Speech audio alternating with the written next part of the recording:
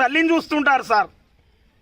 నేను నా అమ్మ ముఖము ఎట్లా ఉన్నదో మరి నేను ఇంతవరకు చూడలేను సార్. సార్ జస్ట్ ఒకటి మా చెల్లె ముఖం కూడా ఎట్లా ఉన్నదో నాకు కనబడడం, మా బావ ఎట్లున్నాడో ఎవరు ఎట్లున్నారో నాకు ఇంతవరకు నేను నోటి ఆజ్ఞతోటి ఎప్పుడొచ్చిరయ్యా అని ఏర్పాటు చేస్తా సార్. మరి మాకు దేవుడు ఇట్లా పెట్టిండు, కానీ భగవంతుడు ఇట్లా పెట్టిండు సార్. ఈ సార్ని కూడా నేను చూడలేకపోతున్నాను. నమస్తే సార్ అని అడుగుడు తప్ప నేను ఈ లోకం గురించి కూడా చూడపోతున్నాను సార్. మరి ఈ లోకంలో ఏముందో మరి నేను ఒక పాట పాడుతున్నాను సార్, వినండి.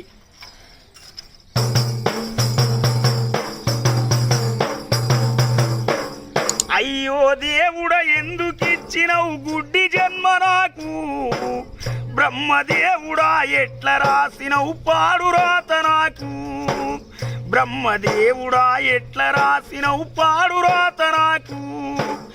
అయ్యో దేవుడా ఎందుకిచ్చినవు గుడ్డి జన్మ నాకు, బ్రహ్మదేవుడా ఎట్లా రాసినవు పాడు రాత నాకు. నమస్తే అందరికీ. ఎందుకో ఈ వీడియో కొద్దిగా మనసు బాధ అయితే ఇస్తున్నాను. ఇప్పుడు మీరు చూశారు కదా, బాబు తమ్ముడు నువ్వు పాడిన పాట నిజంగా చెప్తున్నాను చాలా బాగుంది. ఫస్ట్ ఆఫ్ ఆల్ రెండోది, దేవుణ్ణి నువ్వు అడిగావు, ఎందుకు ఈ రాత రాసావు నాకు, ఎందుకు ఈ జన్మ నాకు అని అడుగుతున్నావు. ఆయన నువ్వు గుడ్డోడుగా పుట్టి చాలా మంచి జరిగింది. అఫ్కోర్స్ అంటే నీకు కొన్ని కష్టాలు ఉండొచ్చేమోనేమో, కానీ ఈ లోకంలో ఉండే కుళ్ళు, ఉచితము, అర్థమైందా, స్వార్థము, ఆ స్వార్థం కోసం డబ్బులు మింగే నాయకులు, ఎదుటి మనిషిని కూడా విలువని వ్యక్తులు, గుళ్ళోని రాతి బొమ్మలకి విలువిచ్చే మనుషులు ఎదుటి మనుషులో ఉండేటువంటి దైవత్వాన్ని గుర్తించరు నాయన. అటువంటి లోకంలో నువ్వు ఉన్నావు. దేవుడు నువ్వు చేసుకున్నటువంటి పుణ్యమే, అంటే గత జన్మలో ఏమన్నా పుణ్యం చేసుకుంటేనే ఇలా పుట్టించున్నాడని అనుకుంటున్నాను.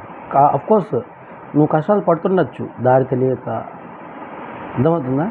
ఈ లోకంలో వాళ్ళు కళ్ళు ఉన్నటువంటి గుడ్డోళ్ళు నాయన, కళ్ళు ఉన్నటువంటి గుడ్డి నా కొడుకు.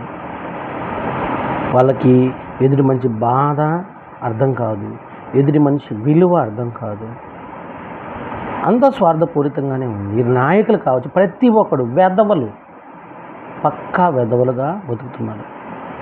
ఈ లోకంలో నీలాంటి వాళ్ళే పుణ్యాత్ములు. ఎందుకంటే నువ్వు ఏ పాపం చేయాలనుకున్నా కూడా చేయలేవు.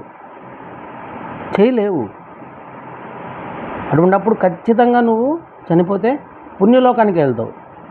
కానీ మిగతా ప్రతి ఒక్కరు, కళ్ళు ఉన్న ప్రతి ఒక్కరు తప్పు చేస్తున్నాడు. ఖచ్చితంగా వాళ్ళు వెళ్ళే ఇప్పుడు సుఖపడచ్చు. చెడ్డవాడు, ఇది రజనీకాంత్ డైలాగ్ కాదు, దేవుడు డైలాగ్. చెడ్డవాడు మొదట సుఖపడచ్చు, చివరికి కష్టపడతాడు. మంచివాడు ఫస్ట్ కష్టపడచ్చు, చివరికి. సో ఈ డైలాగ్ నేను చెప్పింది కాదు, దేవుడు మనిషి చేత పలికించినటువంటి డైలాగు, రజనీకాంత్ డైలాగ్. ఖచ్చితంగా నువ్వు బాధపడద్దు, నువ్వు హ్యాపీగా సంతోషంగా ఉండాలని కోరుకుంటున్నాను. మనకన్నా నువ్వు ఫీల్ అవ్వచ్చు, నేను హ్యాండిక్యాప్డ్ అంటే కళ్ళు లేని వాళ్ళు కాబట్టి నువ్వు ఫీల్ అవ్వచ్చు. ఫీల్ అవ్వకూడదు నాన్న, ధైర్యంగా ఉండాలి, నువ్వు హ్యాపీగా ఉండాలి.